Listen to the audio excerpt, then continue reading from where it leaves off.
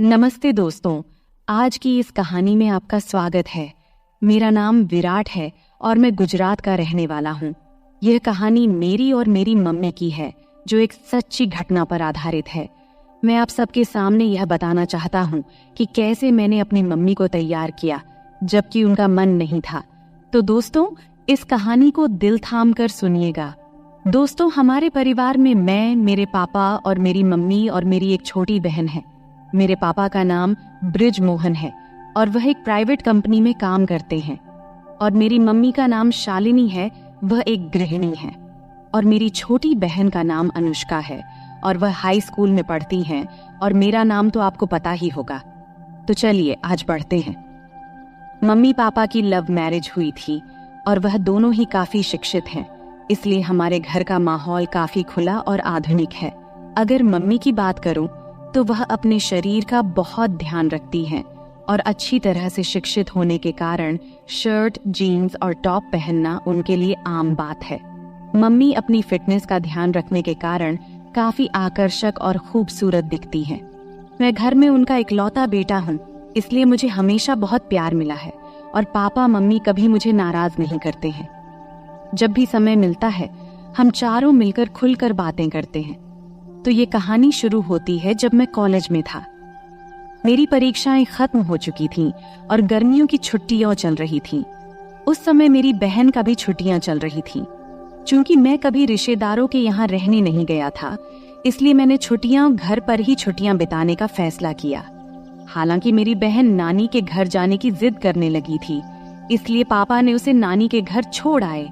मुझे घर पर छुट्टियां बिताने में कोई परेशानी भी नहीं थी, क्योंकि मैं घर पर लैपटॉप में गेम खेलता और मोबाइल पर टाइम पास करता रहता था। एक दिन मैं लैपटॉप पर गेम खेल रहा था और उस समय घर की काम वाली बाई छुट्टी पर गई हुई थी, इसलिए मम्मी ही सारे काम कर रही थी। पापा सुबह ऑफिस चले गए थे और मम्मी घर के काम निपटा रही थी। उन्होंने उस दिन राजस्थानी ड्रेस पहना हुआ था और चूंकि वे घर पर ही थीं, इसलिए उन्होंने दुपट्टा नहीं लिया था। इस समय मम्मी मेरे कमरे में आई और झाड़ू लगाने लगी। मैं बेड पर बैठा गेम खेल रहा था। जैसे ही मम्मी कमरे में आई और झाड़ू लगाने लगी, मैंने उनकी ओर ध्यान देना शुरू किया। चूंकि उन्होंने दुपट्टा नहीं लिया था, कुछ चीजें साफ दिखाई दे रही थीं। अचानक मम्मी ने मेरी ओर देखा और बोली, उठ, मुझे बेडशीट ठीक करने दे और फिर अपना गेम खेलना। फिर मैं तुरंत दूसरी तरफ देखने का नाटक करने लगा और फिर उठकर बाथरूम में चला गया। बाथरूम में जाकर मैंने सोचा कि कहीं मम्मी ने मुझे देखते हुए देख तो नहीं लिया। उस समय मैं डर गया था, लेकिन मेरे मन में कई तरह के विचार चलने लगे थे। मैं समझ नहीं पा रहा था कि जो मैंने देखा और सोचा वह सही था या गलत।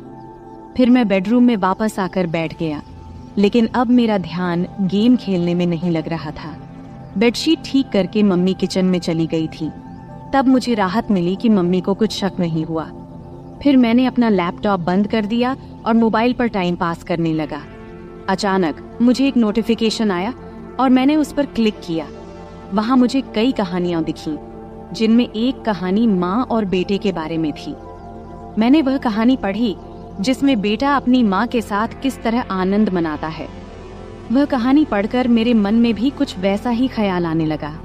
तब मैं बाथरूम में जाकर अपनी मम्मी के बारे में सोचते हुए हाथ से कुछ किया। फिर बाहर आया तो देखा कि उधर मम्मी किचन में खाना बना रही थी और फिर मैं फ्रिज से पानी की बोतल निकालते हुए मम्मी को देख रहा था। वे मेरी तरफ पीठ करके खड़ी थीं और मैं उन्हें ध्यान से देख रहा था। उनका ध्यान खाना बनाने में था, इसलिए उन्हें पता नहीं चला कि मैं उन्हें किस तरह देख रहा हूँ। और तभी अचानक मम्मी पीछे मुड़ी और मेरी तरफ देखते हुए बोली, क्या रे विराट, क्या हुआ, क्या देख रहा है? मैं घबरा गया और स्थिति संभालते हुए बोला, कुछ नहीं मम्मी, मैं देख रहा था कि मेरी प्यारी मम्मी कितनी मेहनत करती है, सुबह से लेकर रात तक। यह सुनकर मम्मी को बहुत अच्छा लगा और उसने कहा, हाँ बेटा, कुछ सालों में तुम्हारी भी पत्नी आ जाएगी मेरी मदद करने के लिए। और मम्मी हंस पड़ी। इतना कहकर मैं अपने बेडरूम में चला गया और सोचा कि मम्मी को क्या पता कि मैं उसे ही देख रहा था और क्या सोच रहा था। इस तरह मम्मी को देखते देखते कुछ दिन निकल गए और तब मैंने सोचा कि सिर्फ देखने से कुछ नहीं होगा, कुछ प्लान बनाना पड़ेगा। ऐसा सोचते सोचते शाम हो गई और पापा ऑफिस से घर आ गए। उन्होंने कहा कि ऑफिस के काम के लिए मुझे 10 दिनों के लिए विदेश जाना पड़ेगा। यह सुनकर मैं मन ही मन बहुत खुश हुआ और मैंने सहमति में सिर हिला दिया। फिर 3 दिन बाद पापा जाने वाले थे और मैंने ठान लिया कि जो भी करना है इन 10 दिनों में ही करना है, नहीं तो फिर ऐसा मौका नहीं मिलेगा। अगले दिन मंगलवार था। पापा जाने वाले थे, इसलिए थोड़ी बहुत शॉपिंग करनी थी। मम्मी और पापा शॉपिंग के लिए निकलने वाले थे। तब मुझसे पूछा, तू आएगा? तो मैंने मना कर दिया और कहा, आप लोग जाओ, मैं गेम खेलूंगा। फिर वे दोनों चले गए और उनके जाते ही मैंने दरवाजा लॉक किया और उनके बेडरूम में गया। मैंने अलमारी खोलकर देखा कि क्या मुझे कोई आइडिया मिलता है। तभी मुझे एक युक्ति सूझी। मैंने और ढूंढने की कोशिश की तो मुझे मम्मी की लिपस्टिक और बॉडी स्प्रे मिला। ढूंढते हुए मुझे मम्मी के कई कपड़े मिले। उनमें एक ड्रेस मिला। मम्मी का वह 1 पीस था, लाल रंग का। उसे देखकर मैंने सोचा, मम्मी इस ड्रेस में कैसी लगेगी। सोचते सोचते मैंने अलमारी में कपड़े ठीक ठाक से रख दिया, लेकिन बेडरूम में मम्मी की फोटो देखकर मुझे फिर से कुछ अजीब महसूस हुआ। अब मैंने मन में ठान लिया था कि मम्मी के नाम पर कुछ भी नहीं होने वाला। अब कुछ करना ही पड़ेगा, तभी मैं शांत हो पाऊंगा। सब कुछ ठीक से समेटकर मैं हॉल में आकर टीवी देखने लगा। तभी मम्मी और पापा वापस आ गए और बैठ गए। इस तरह वह दिन निकल गया और अगले दिन पापा जाने वाले थे, इसलिए मम्मी ने जल्दी उठकर सब कुछ समेट दिया और पापा को नाश्ता देकर घर के बाकी काम करने लगी। सुबह के 8 बजे पापा हमें बाय बोलकर चले गए और मम्मी भी घर के कामों में लग गई। पापा का बाहर कंपनी के काम से जाना हमारे लिए कोई नई बात नहीं थी। मम्मी जल्दी उठने और पापा को संभालने के चक्कर में नहाने नहीं गई थी। पापा के जाने के बाद सुबह 9 बजे मम्मी नहाने चली गई और मैं हॉल में टीवी देख रहा था। अचानक मम्मी की आवाज आई, विराट, तौलिया दे दो। मैं बाहर ही भूल आई। मैं तुरंत तौलिया लेकर गया। मम्मी ने दरवाजा थोड़ा सा खोला और तौलिया लेने के लिए हाथ बढ़ाया। जब मम्मी ने तौलिया के लिए हाथ बढ़ाया तो मैंने देखा कि मम्मी के बाल पूरी तरह भीगे हुए थे। उनके हाथ से पानी टपक रहा था और उनके चेहरे और हाथों पर पानी की बूंदें देखकर मम्मी मुझे बेहद खूबसूरत लगी। जब मम्मी ने हाथ आगे किया तो वह थोड़ा साइड में खिसकी थी। तब मुझे वह थोड़ी सी दिखी और उस पर पानी की बूंदें भी थीं। उसके हाथ जैसे मुझे अंदर बुला रहे थे, लेकिन वह चालाक थी, तुरंत अंदर खिसक गई। ऐसा लग रहा था कि मैं तुरंत अंदर जाकर उसे खड़ा खड़ा ही आनंद दे दूं। वैसे भी पापा घर पर नहीं थे, लेकिन मैंने खुद पर काबू किया और हॉल में आकर बैठ गया। फिर 5 मिनट बाद मम्मी तौलिया लपेटे हुए हॉल में आई और टीवी के पास लगे शीशे के सामने खड़ी होकर हेयर ड्रायर से बाल सुखाने लगी। मैं और भी ज्यादा परेशान हो गया और उसे पीछे से देखने लगा। जब जब मम्मी अपने बालों में हाथ डालकर हेयर ड्रायर से बाल सुखा रही थी, उसके लिए यह सब नॉर्मल था, लेकिन उसे क्या पता था कि पीछे सोफे पर बैठा लड़का उसे आनंद देने के लिए पागल हो रहा है और उसे पीछे से देख रहा है। मैंने मन में विचार किया कि आज से ही कोशिश करनी चाहिए और मैंने बिना समय गवाए बोला, मम्मी, तू हमेशा साड़ी और राजस्थानी ड्रेस ही पहनती है घर में? तब मम्मी बोली, क्यों रे बेटा, ऐसा क्या है? मुझे जो सही लगता है वो पहनती हूँ। तुम्हें ऐसा क्यों लगता है कि कुछ और पहनना चाहिए? तब मैंने कहा, कुछ नहीं मम्मी, कल जब तूने जीन्स और टॉप पहना था तो बस यूं ही कह रहा था। तब मम्मी बोली, अरे पागल, घर में कौन जीन्स और टॉप पहनता है? बाहर जाना हो तभी पहनूंगी ना।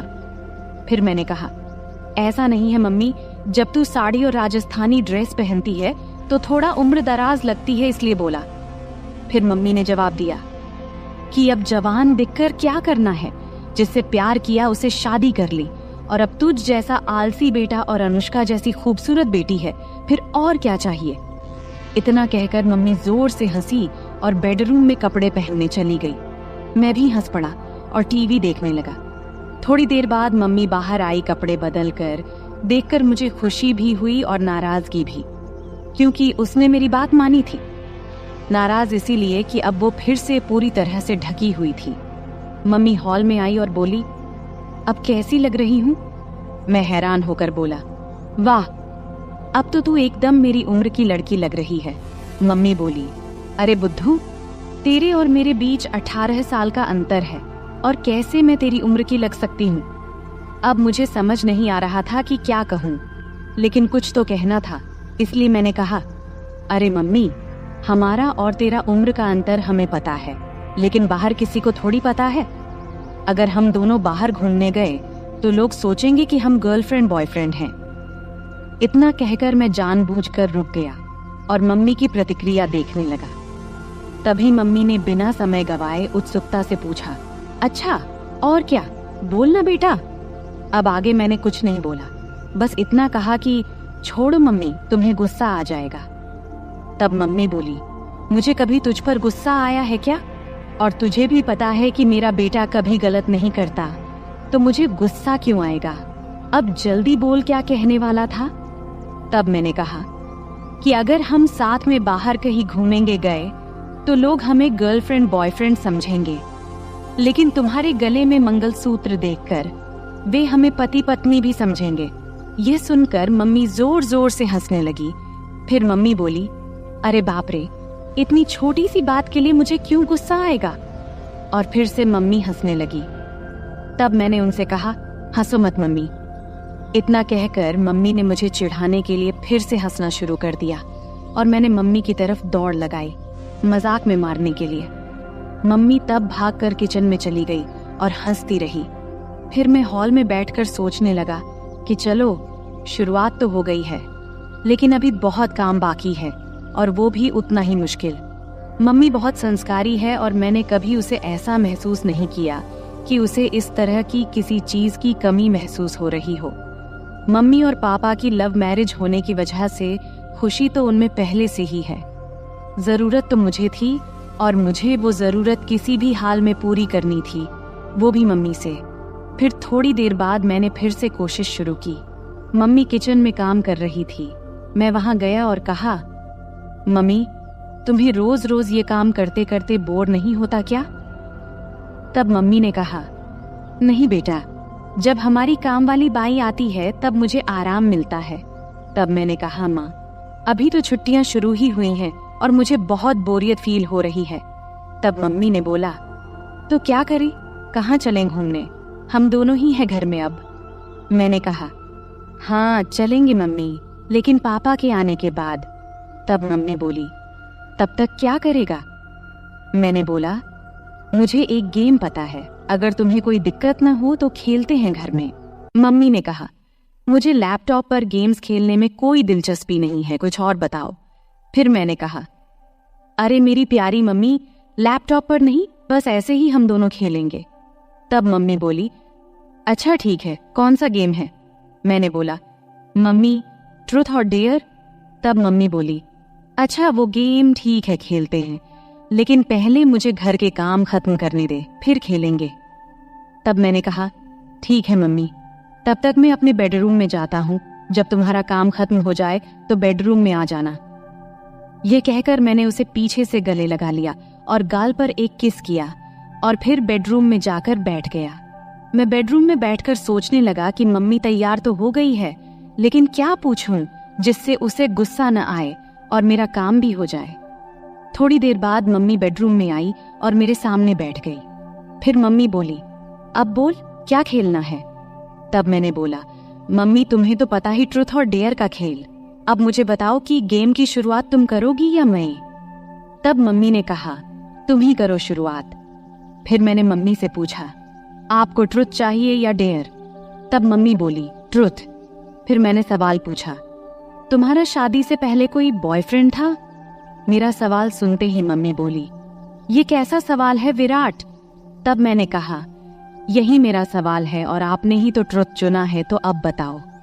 फिर मम्मी बोली, हाँ मेरा बॉयफ्रेंड था और वह तुम्हारे पापा ही है। इसके बाद मैं मम्मी से बोला, अब आप मुझसे पूछो, मेरा भी ट्रुथ है। तब मम्मी ने थोड़ा सोचा और फिर मुझसे सवाल पूछा। मम्मी बोली, तुम्हारी कोई गर्लफ्रेंड है? तब मैंने हाँ में जवाब दिया और कहाँ हाँ है, वह मेरे सामने ही बैठी है। मेरा जवाब सुनते ही मम्मी थोड़े गुस्से में बोली, अरे बेटा, ऐसा बोलना गलत है। मैं तुम्हारी मम्मी हूँ। शुरू में ही मेरा आत्मविश्वास थोड़ा कम हो गया, क्योंकि मम्मी को ऐसे गेम्स में कोई इंटरेस्ट नहीं था और वह संस्कारी थी। लेकिन मैं हार मानने को तैयार नहीं था। तभी मैंने कहा, अरे मम्मी, मजाक में बोला था, आप तुरंत क्यों गुस्सा हो जाती हो? तब मम्मी प्यार भरी मुस्कान के साथ हंस पड़ी और सिर हिला दिया। इसके बाद फिर मैं मम्मी से पूछा, अब आपको क्या चाहिए, ट्रुथ या डेयर? तो फिर से मम्मी ने ट्रुथ बोला।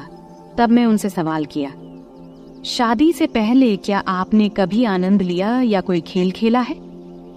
तब मम्मी गुस्से में बोली, विराट, ये ज्यादा हो रहा है। मुझे नहीं लगता कि तुम्हें ऐसे सवाल पूछने चाहिए। अब हमें यहीं रखना चाहिए। इस पर मैं कहा, अरे मम्मी, हम अच्छे दोस्त हैं और मुझे नहीं लगता कि तुम मुझसे कुछ छुपा सकती हो। अगर तुम मुझसे प्यार करती हो और मुझ पर विश्वास है तो।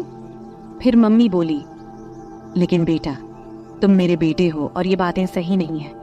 तब मैंने उनसे कहा, मम्मी, तुम तो बहुत पढ़ी लिखी हो, फिर भी तुम्हें ये बातें गलत लगती हैं। ये वही बातें हैं जो हमें फर्स्ट साइंस में सिखाई जाती हैं। तब मम्मी बोली, ये साइंस में नहीं सिखाई जाती बेटा। तब मैंने कहा, नहीं सिखाई जाती तो फिर मुझे इन चीजों के बारे में कुछ भी पता नहीं होना चाहिए। इसके बाद मम्मी बोली, तुम्हें हर चीज जानने का पूरा हक है, लेकिन ध्यान रखो कि तुम किससे पूछ रहे हो। तुम मुझसे यानी अपनी माँ से ये सब पूछ रहे हो। तब मैंने कहा, मम्मी, तुम्हें भी पता है कि मेरे कोई और दोस्त या गर्लफ्रेंड नहीं है, तो मैं किससे पूछूं? तुम ही हो जिससे मैं हर बात करता हूँ। तब मम्मी को थोड़ा बुरा लगा, क्योंकि बचपन से ही मैं ज्यादा बाहर नहीं गया था और इसलिए मेरे ज्यादा दोस्त भी नहीं थे। उसे समझ में आ गया कि मैं नहीं मानूंगा, तो वह बात करने के लिए तैयार हो गई। तब मम्मी बोली, हाँ, हमने कई बार वैसे किया है और एक बार आनंद भी लिया था। तब मैंने कहा, मम्मी, इतनी छोटी सी बात के लिए कितना समय लिया? इस पर मम्मी बोली, अब तो खुश हो ना?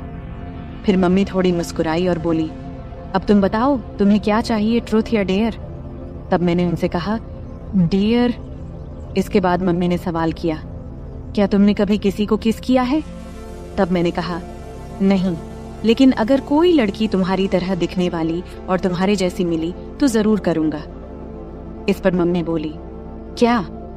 अभी तो तुम कह रहे थे कि मैं तुम्हारी गर्लफ्रेंड हूँ और अब फिर कह रहे हो कि अगर कोई और मिली तो करोगे। इतना सुनते ही मैंने बोला, तो क्या तुम्हें किस करूं? तब मम्मी बोली, हाँ, लेकिन गाल पर। मैंने कहा, नहीं, मुझे कहीं और चाहिए। अब मम्मी बहुत गुस्सा हो गई थी और मुझे डांटने लगी, लेकिन फिर भी मैंने हार नहीं मानी, क्योंकि मुझे पता था कि अगर अब रुक गया तो फिर कभी मम्मी से बात नहीं कर पाऊंगा। किसी तरह मम्मी को शांत किया और गेम फिर से शुरू किया। मैंने कहा, ठीक है मम्मी, गाल ही सही, अब मैं करूं? तब मम्मी बोल, हाँ, जल्दी करो। तब मैंने मम्मी के पास गया और कुछ देर देखता ही रहा। फिर मैंने वह किया जो मुझे नहीं करना चाहिए था। फिर धीरे धीरे मम्मी को तैयार करके मैंने मजा लेना शुरू कर दिया। अभी थोड़ा सा लिया था, तभी मम्मी ने मुझे रोकने की कोशिश की। तब मैंने महसूस किया कि मैं अपनी हदें पार कर रहा हूँ। इस समय मम्मी की आंखों में नाराजगी और चिंता साफ झलक रही थी। उन्होंने मुझे प्यार से समझाते हुए कहा, विराट, ये सब बातें एक मजाक तक ठीक हैं, लेकिन माँ बेटे के रिश्ते की एक मर्यादा होती है, हमें उसे पार नहीं करना चाहिए। मैंने मम्मी की बात को गंभीरता से लिया। मुझे भी एहसास हुआ कि मम्मी का दिल दुखाना गलत था। मैंने मम्मी से तुरंत माफी मांगी और उनसे वादा किया कि अब मैं ऐसा कोई मजाक नहीं करूंगा जिससे हमारे रिश्ते में कोई दूरी आए। मम्मी ने मेरी माफी को स्वीकार करते हुए मुझे गले लगा लिया और कहा, बेटा, मैं हमेशा तुम्हारी दोस्त रहूंगी, लेकिन हमें यह भी याद रखना चाहिए कि हमारे रिश्ते की कुछ सीमाएं होती हैं। तब मैंने मम्मी से कहा, हाँ मम्मी, अब मैं समझ गया हूँ, मैं आपको कभी दुखी नहीं करूंगा। इसके बाद हम दोनों ने हंसते हुए फिर से सामान्य बातचीत शुरू की। अब मम्मी ने मुझे मेरे दोस्तों के साथ अधिक समय बिताने की सलाह दी और कहा कि जीवन में रिश्तों की मर्यादा और सम्मान बनाए रखना बेहद जरूरी है। इस बातचीत ने मुझे यह सिखाया कि मजाक की भी एक सीमा होती है और रिश्तों में आपसी समझ और सम्मान होना चाहिए। अंत में हम दोनों ने एक दूसरे के साथ हंसते हुए खेल खत्म किया और यह वादा किया कि हमारे बीच दोस्ती और प्यार हमेशा बना रहेगा, लेकिन रिश्तों की मर्यादा को भी कभी नहीं भूलेंगे। तो दोस्तों, यह थी हमारी आज की छोटी सी कहानी। आपको यह कहानी कैसी लगी कमेंट करके जरूर बताएं। अगर आपको यह कहानी पसंद आई हो तो इसे लाइक करें और अपने दोस्तों के साथ शेयर करें। आगे भी ऐसी ही रोमांचक कहानियों के लिए हमारे चैनल को सब्सक्राइब करें और बेल आइकन दबाना न भूलें ताकि आप हमारी कोई भी कहानी मिस न करें। धन्यवाद। यह कहानी काल्पनिक है, इसे किसी गलत उद्देश्य से न लिया जाए। अरे, मैं तुमसे कुछ पूछ रही हूँ बेटा, तुम्हारा ध्यान कहाँ है? नीचे बैठकर सब्जी काटते हुए माँ बोली। तब मेरा ध्यान कहीं और था। फिर झट से ध्यान भटकाते हुए बोला, क्या कह रही थी माँ? तब दोबारा से माँ ने कहा, मैं ये कह रही थी कि आजकल तुम्हारा काम बहुत बढ़ गया है, ऐसा लगता है। मैंने जवाब देते हुए कहा, हाँ माँ, काम तो बहुत बढ़ गया है, अब तो समय ही नहीं मिलता, इसलिए अभी मैं ग्राहकों की डिमांड पूरी करने में लगा हूँ। बस थोड़े दिन आप इंतजार कर लो, सब खत्म होते ही जल्द ही मैं आपको फ्री मिलूंगा। नमस्ते दोस्तों, आज की इस कहानी में आपका स्वागत है। मेरा नाम अभय है और आज मैं आपको अपनी और अपने माँ की कहानी सुनाने वाला हूँ। मेरे माता पिता का तलाक उनकी शादी के 5वें साल में ही हो गया था। उस समय मेरी उम्र सिर्फ 4 साल थी और मेरी माँ 24 साल की थी। तब मेरे नाना ने मेरी माँ से उनकी दूसरी शादी के लिए कहा, लेकिन तब माँ ने साफ साफ शादी से मना कर दिया था। तब कोर्ट के फैसले के अनुसार पापा हर महीने 40,000 रुपए और रहने के लिए एक घर दिए थे, जिससे हमारी सारी जरूरतें पूरी हो जाती थीं। तब हम एक सोसाइटी में एक बेडरूम और एक किचन के फ्लैट में रहते थे। तब घर में सिर्फ मैं और माँ ही थे, इसलिए हम दोनों एक दूसरे से ही बातें किया करते थे। मेरी माँ का स्वभाव थोड़ा सख्त था, लेकिन हम दोनों एक दूसरे का ख्याल अच्छे से रखते थे। अब मेरी उम्र 28 साल है और मेरी माँ 48 साल की है। मैंने ग्रेजुएशन के बाद फैशन डिजाइनिंग का कोर्स किया था और एक बड़े डिजाइनर के साथ काम करना शुरू किया। वहां से बहुत कुछ सीखने के बाद मैंने अपना खुद का सिलाई की दुकान खोला, जो धीरे धीरे अच्छा चलने लगा। अब मेरे पास बस टेलर काम करते हैं। एक दिन सुबह माँ सब्जी काट रही थी, तब उन्होंने मुझसे पूछा, अभय, तुम किस तरह के कपड़े बनाते हो? मैंने कहा, लेडीज के सभी तरह के कपड़े। क्यों माँ, क्यों पूछ रही हो? उन्होंने कहा, ऐसे ही रे। फिर माँ ने पूछा, साड़ियाँ, ब्लाउज, साया, घाघरा चोली, ये सब भी बनाते हो क्या? मैंने कहा, हाँ माँ, सब बनाते हैं। फिर माँ ने कहा, तब तो तुम्हारे सिलाई की दुकान में रोजाना बहुत सारे महिलाएं आती होंगी। इस पर मैंने कहा, हाँ माँ, बिजनेस किया है तो पुरुष, महिलाएं सब तो आएंगी ही ना। फिर आगे माँ ने पूछा, तो बेटा महिलाएं का नाप कौन लेता है? कोई आदमी रखा है क्या? तब मैंने कहा, हाँ माँ, सब मैनेज हो जाता है, आजकल सब चलता है, लेकिन तुम इतना क्यों पूछ रही हो? इस पर माँ ने कहा, मुझे भी कुछ ब्लाउज सिलवाने हैं, मेरी जो दोस्त थी उसने अब काम छोड़ दिया है। मैंने कहा, माँ, आप इतने देर से पहेलियां क्यों बुझा रही थी? अगर आपको ब्लाउज बनवाना है तो इसमें दिक्कत क्या है? तुम अपना पुराना ब्लाउज दे दो, मैं टेलर को दे दूंगा, वह बना देगा, फिर लाकर तुम्हें दे दूंगा। इतना सुनते ही माँ ने कहा, मेरा कोई भी ब्लाउज अब फिट नहीं होता है, नई नाप लेनी पड़ेगी। इस पर मैंने कहा, ठीक है माँ, मैं टेलर को बोल दूंगा, कल टेलर आकर तुम्हारी नाप ले लेगा। अब तो कोई दिक्कत नहीं है ना? तभी माँ बोली, बेटा मुझे ऐसा नहीं लगता कि मैं किसी अजनबी आदमी को अपना नाप लेने दूंगी। मैंने कहा, माँ, अगर आप नाप नहीं देंगी तो फिर ब्लाउज कैसे सिलाएगा? फिर थोड़ी देर सोचने के बाद माँ ने कहा, तू ही क्यों नहीं मेरा नाप ले लेता? यह सुनकर मैं हैरान होकर बोला, मैं? ये कैसे हो सकता है? माँ ने जवाब दिया, इसमें क्या है, मुझे तुझसे नाप लेने में कोई दिक्कत नहीं होगी। अब मैं थोड़ा असमंजस में पड़ी एज गया था, क्योंकि दूर से देखने और किसी को छूने में बहुत फर्क होता है।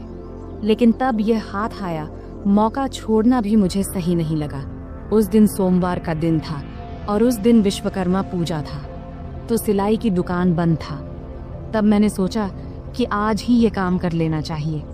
फिर सुबह नाश्ता करके मैं सिलाई की दुकान से कुछ एल्बम और माप लेने का सामान लेकर आ गया। तब मैंने ऐसे एल्बम चुना था जिनमें डिजाइन वाले ब्लाउज दिखाए गए थे।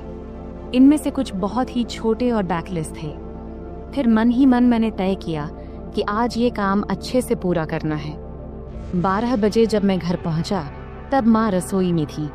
उन्होंने मुझसे कहा, बेटा आ गया तू, सामान ले आया? तब मैंने कहा, हाँ सब ले आया हूँ, अब तुम जल्दी से अपना काम खत्म कर लो। फिर थोड़ी देर बाद माँ मेरे पास आकर बैठ गई और एल्बम देखने लगी। तब वह हल्की पीली साड़ी पहनी थी और उनकी साड़ी का कपड़ा इतना पतला था कि शरीर की रूपरेखा दिख रही थी। तब मैं माँ को देखते देखते खो गया। तभी उन्होंने तेज आवाज में कहा, अभय सुन रहा है तू? तब मैं चौंक कर बोला, हाँ क्या हुआ माँ? तब माँ ने एल्बम दिखाते हुए कहा, इतने छोटे ब्लाउज कैसे पहन सकती हूँ मैं, मुझे ये डिजाइन पसंद नहीं है। तब मैंने समझाया, अरे ये सब तो बस डिजाइन दिखाने के लिए है, तू वैसे ही सिलवा लेना जैसा तुझे पसंद हो। फिर थोड़ी बहस के बाद माँ मान गई और बोली, ठीक है चल अंदर माप ले ले। तब हम बेडरूम में गए। फिर मैंने माप लेने के लिए टेप निकाला। तब माँ खड़ी हो गई और बोली, सही से माप लेना ताकि बाद में दिक्कत कोई ना हो। तब मैं अपनी माँ का नाप लेने के लिए तैयार था। अपने मन पर और खुद पर पत्थर रखकर मैंने यह काम शुरू किया। तब मैं पूरी कोशिश कर रहा था कि यह काम एक प्रोफेशनल टेलर की तरह करूं, लेकिन इस दौरान मेरे दिल की धड़कन तेज हो गई। तभी माँ ने और करीब आकर मुझसे कहा, चल जल्दी कर, मुझे और काम भी करना है। फिर मैंने माप लेना शुरू किया और पहले मैंने माँ के बाजू, कंधे और कमर का नाप लिया। फिर थोड़ा रुककर मैंने माँ से पूछा, माँ ब्लाउज के नीचे की पट्टी इतनी छोटी क्यों होती है, इससे परेशानी नहीं होती क्या? मैंने सुना है कि कई महिलाओं को वहाँ के कपड़े काटने से दिक्कत होती है, क्या तुम्हें कभी ऐसा हुआ है? इस पर माँ ने सिर झुका लिया और कहा, मुझे तो अभी तक कोई दिक्कत नहीं हुई। फिर मैंने कहा, मुझे लगता है कि तुम्हें थोड़े बड़े डिजाइन के ब्लाउज सिलवा लेने चाहिए। इस पर माँ ने हामी भरी और मैं फिर नाप लेने लगा। मैंने गले का नाप लेना शुरू किया। टेप को माँ की गर्दन के चारों ओर रखा। तब मैंने यह ध्यान रखा कि मेरी उंगलियां उनकी त्वचा को न छुएं और उनसे 1 इंच की दूरी पर रहें। फिर आगे मैंने पूछा, गला इतना रखना है या थोड़ा कम ज्यादा करूं? क्योंकि मेरी माँ का गला थोड़ा बड़ा था और वहाँ थोड़ी सी गहराई दिखाई दे रही थी, इसीलिए मैंने थोड़ा झिझकते हुए कहा, माँ तुम्हें क्या ठीक लगेगा? माँ ने मुस्कुराते हुए कहा, बेटा तुम तो अब इस काम में माहिर हो गए हो। मैंने जवाब दिया, माँ तुम जैसा कहोगी मैं वही करूँगा। फिर माँ ने फिर कहा, टेप को इतना दूर क्यों रखा है, इसे सही जगह पर रखो तभी नाप सही आएगा। ये कहते हुए माँ ने टेप को अपने हाथ से सही जगह पर लगा दिया। इस दौरान मेरे हाथ पहली बार माँ की गर्दन को छू गए। तब मुझे ऐसा लगा जैसे मुझे जोर का झटका लगा हो, लेकिन मैंने खुद पर काबू रखा और उस पल का पूरा आनंद लिया। तभी माँ ने कहा, ये पुराने ब्लाउज अब टाइट हो गए हैं, अब मैं थोड़ा ऊंचे और गहरे गले के ब्लाउज सिलवाने की सोच रही हूँ। तुम्हें क्या लगता है? अभय तुम तो इतनी महिलाओं के कपड़े सिलते हो, बताओ मेरे शरीर के हिसाब से क्या और कैसे अच्छा लगेगा। तब मैंने सोचा कि अगर मैंने अब आगे कदम नहीं बढ़ाया तो मैं अपने आप तक ही सीमित रह जाऊंगा। इसीलिए मैंने अलग अलग तरकीबें आजमाने का फैसला किया। मैंने माँ को बड़ी सहजता से अपने सिलाई की दुकान में बनने वाले अलग अलग डिजाइन के ब्लाउज के बारे में बताने और समझाने का सोचा। मैंने कहा, मुझे लगता है कि गला जितना गहरा है उतना ही काफी है, लेकिन अगर गले को गहरा रखकर बाकी हिस्से को थोड़ा बड़ा बना दिया जाए तो कैसा रहेगा? फिर मैंने टेप को उनके गले से निकालते हुए कहा, और गले को थोड़ा और गहरा बनाने में क्या दिक्कत है? फिर माँ बोली, बाकी हिस्से को बड़ा कैसे करेंगे ये बताओ। अब माँ भी थोड़ा सहज होने लगी थी और यही मैं चाहता था। मैंने कहा, 1 मिनट रुकिए, मैं आपको समझाता हूँ, लेकिन उससे पहले आखिरी माप ले लेने दीजिए। फिर मैंने कहा, आप दोनों हाथ को थोड़े ऊपर उठाओ। अब मैं उसके पीछे जाने वाला था। उसने हाथ उठाए ही थी कि मैं उसके करीब आकर उसकी पीठ के पीछे से अपने हाथ ले गया। फिर मैंने उसके कंधों पर हाथ रखा और उसे धीरे धीरे उसकी कमर के बीच तक लाकर नाप लिया और बोला, माँ, यह 34 इंच आ रहा है। चलो एक काम करते हैं, 33.5 या 34.5 ही ले लेते हैं। वैसे भी सिलाई करते वक्त अलग अलग डिजाइन के लिए थोड़ा बहुत अंतर रखना पड़ता है। फिर मैंने माँ से पूछा, माँ, क्या आपको बुरा लग रहा है माप लेने से? माँ ने जवाब दिया, नहीं बेटा, ज्यादा नहीं। फिर मैं थोड़ा झिझकते हुए उसकी साड़ी के 34 इंच का माप लेते हुए बोला, माँ अब बता, तेरा माप तो लगभग सब सही है। उसने कहा, थोड़ा टाइट लग रहा है बेटा। फिर मैंने टेप को गले में डालकर कहा, अब यहाँ आईने के सामने आ जाओ। फिर मैंने उसके दोनों कंधे पकड़कर उसे आईने के सामने खड़ा कर दिया। तब उसके चेहरे पर एक सवालिया भाव था। फिर मैंने कहा, माँ, सब बताता हूँ, थोड़ा सा रुक जा, पहले पानी पीकर आता हूँ, तुझे चाहिए क्या? तब उसने सिर हिलाकर मना कर दिया। फिर मैं रसोई में गया, पानी पिया और खुद को थोड़ा ठीक किया। फिर कुछ आगे का सोचने लगा कि अब यह सब करते हुए मैं अगले कौन सा कदम बढ़ाऊं। तब 2-3 विकल्प मेरे मन में आए। फिर मैं वापस बेडरूम में आ गया। तब माँ ने अपना पल्लू फिर से कंधे पर ठीक से ले लिया था, लेकिन 6 फुट के बड़े शीशे के सामने वह बेहद ही सुंदर लग रही थी, जिसे मैं शीशे में ही निहारने लगा। तभी माँ बोली, कहाँ ध्यान है बेटा, इधर देखो, अब मैं तुझे इसी ब्लाउज में बदलाव करके दिखाती हूँ, जैसा कि तूने मुझसे कहा कि हम गले को 1 इंच गहरा कर लेते हैं। फिर उसने कहा, तू ऊपर वाला हुक खोल और ऊपरी किनारों को अंदर मोड़ कर देख। तब उसे ठीक से समझ नहीं आया, तो उसने प्रश्न भरी नजरों से मेरी ओर देखी और बोली, मुझे समझ नहीं आ रहा, तू ही कर ले, मैं यह तुझ पर छोड़ती हूँ। तब तीर सीधे निशाने पर लगा था और मुझे भी यही चाहिए था। फिर मैंने आराम से उसके हुक खोले और किनारों को उलटी दिशा में अंदर की तरफ मोड़ने लगा। मैं ऐसा कर रहा था और वह खुद को शीशे में देख रही थी। फिर मैं जल्दी जल्दी अपने काम निपटाने लगा। उस दिन मुझे भी एक अजीब सा सुकून मिल रहा था। जब मेरा काम हो गया तो मैं उसके और ड्रेसिंग टेबल के बीच से हटकर एक तरफ हो गया और उससे कहा, देखो, अब यह वैसे ही है जैसा तुम चाहती थी, 1 इंच गहरा। क्या लगता है, अब बताओ। फिर माँ ब्लाउज की तरफ देखने लगी और मुझसे बोली, अब है, तुझसे सच कहूँ तो ऐसे गले में मुझे बहुत आराम महसूस होता है। ऐसे ब्लाउज पहनने पर ऐसा नहीं लगता जैसे हंस को पानी में तराने से। फिर मैंने कहा, माँ, नाराज मत होना, लेकिन एक बात कहूँ। अब मैं अगला कदम उठाकर उसे और सहज करने की कोशिश करना चाहता था। तब माँ मुस्कुराते हुए बोली, नहीं रे अभय, मैं तुझसे कैसे नाराज हो सकती हूँ, बोलना जो बोलना है। तब मैंने सावधानी से कहा, इतने गहरे गले वाले ब्लाउज से सब कुछ बहुत ज्यादा नजर आता है और यह थोड़ा अजीब भी लगता है। यह सुनते ही माँ ने अपने ब्लाउज की 3 इंच अंदर की तरफ मोड़ी और हंसते हुए बोली, मुझे कौन देखने वाला है अभय, घर पर तो हम दोनों ही रहते हैं और बाहर मुझे बहुत कम ही जाना पड़ता है। वैसे भी तुम्हारे सामने मुझे कोई दिक्कत नहीं होती। मैंने कहा, माँ, मुझे यह जरूरी लगा कि आपको बता दूं, फिर आप जैसा बोलोगी वैसा ही होगा।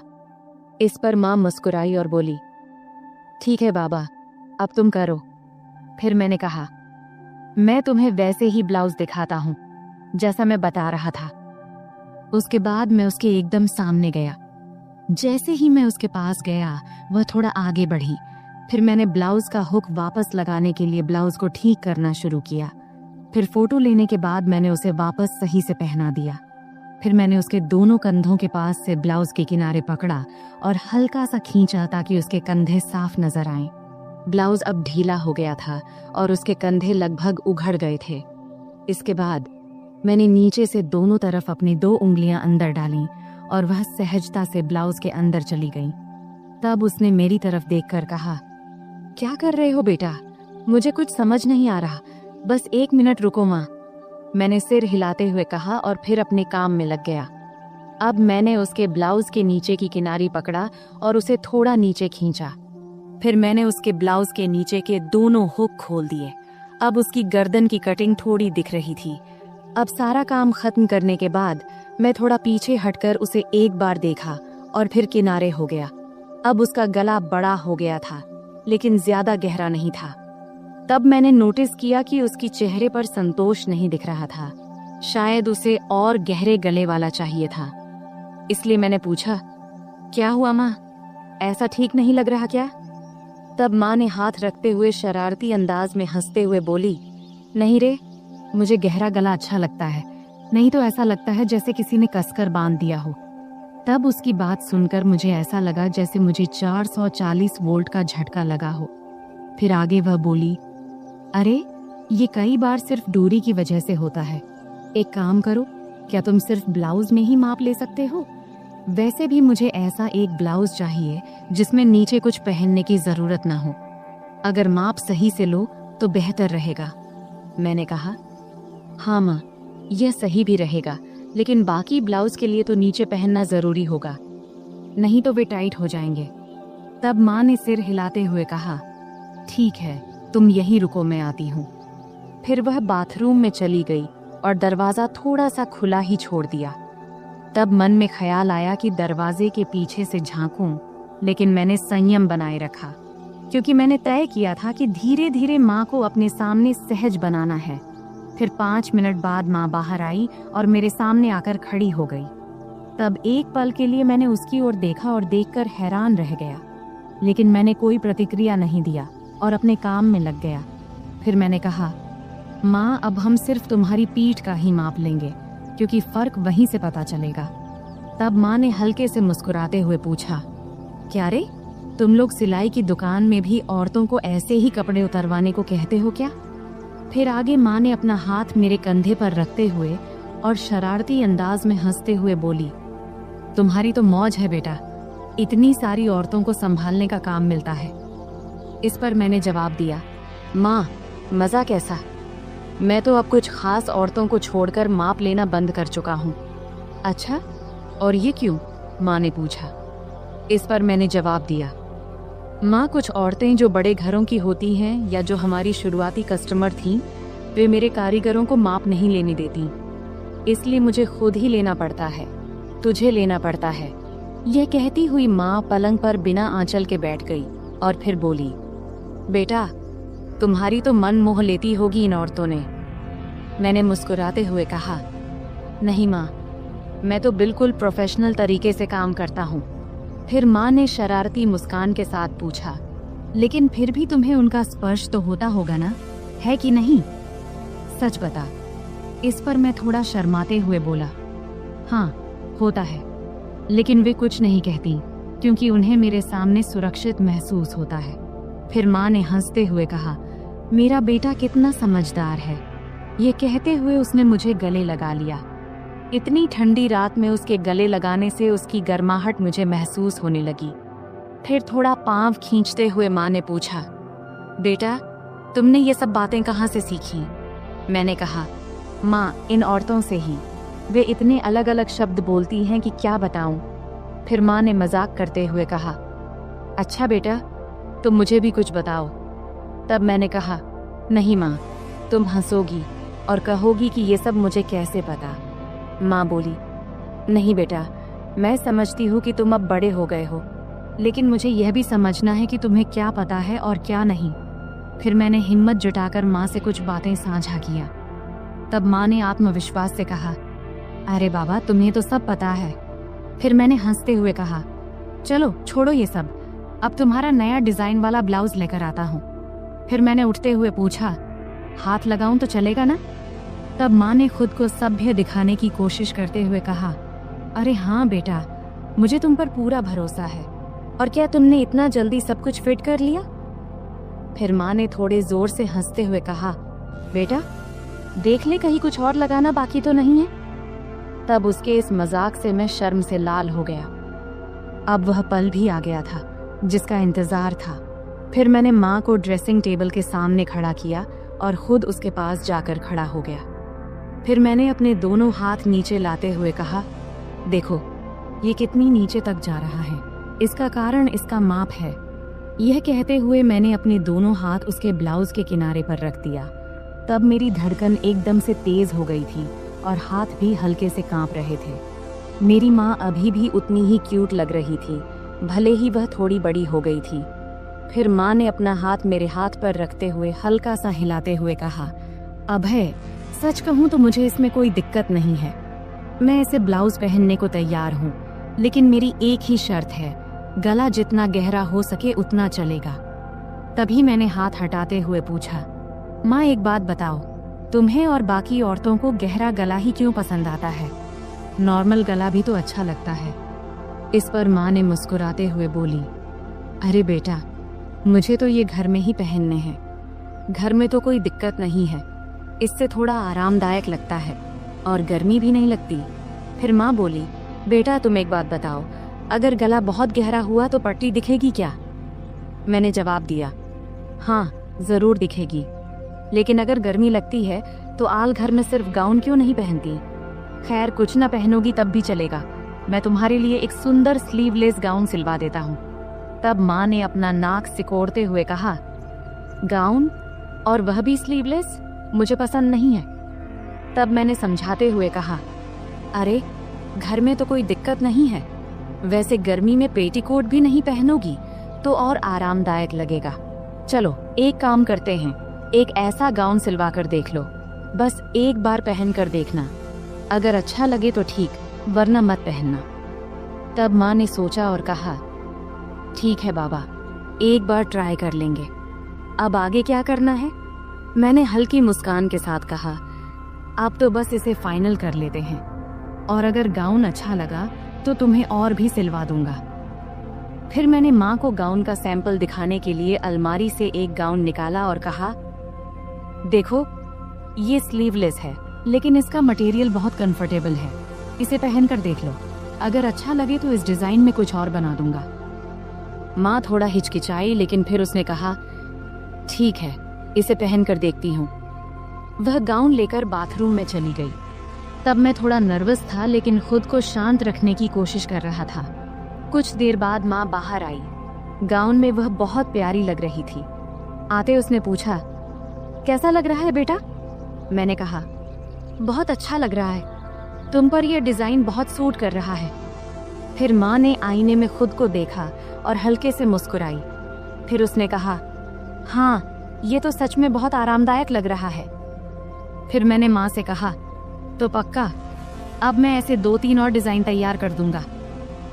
माँ ने कहा, ठीक है, लेकिन ध्यान रखना कि मटेरियल हमेशा ऐसा ही होना चाहिए, और हाँ गला थोड़ा गहरा हो तो बेहतर होगा। फिर मैंने सहमति में सिर हिलाया। यह कहते हुए माँ फिर से सामान्य कपड़ों में वापस आ गई। फिर हमारी बातचीत यही खत्म हो गई। आखिरकार मैंने महसूस किया कि माँ के साथ ये बातचीत न केवल उनके आराम के लिए थी, बल्कि एक नए दृष्टिकोण को समझने की भी थी। यह एक ऐसा पल था जहां हम दोनों एक दूसरे की भावनाओं को बेहतर तरीके से समझ सके। तो दोस्तों, यह थी हमारी आज की छोटी सी कहानी। आपको यह कहानी कैसी लगी कमेंट करके जरूर बताएं, और अगर आपको यह कहानी पसंद आई हो तो इसे लाइक करें और अपने दोस्तों के साथ शेयर करें। आगे भी ऐसी ही रोमांचक कहानियों के लिए हमारे चैनल को सब्सक्राइब करें और बेल आइकन दबाना न भूलें, ताकि आप हमारी कोई भी कहानी मिस न करें। धन्यवाद।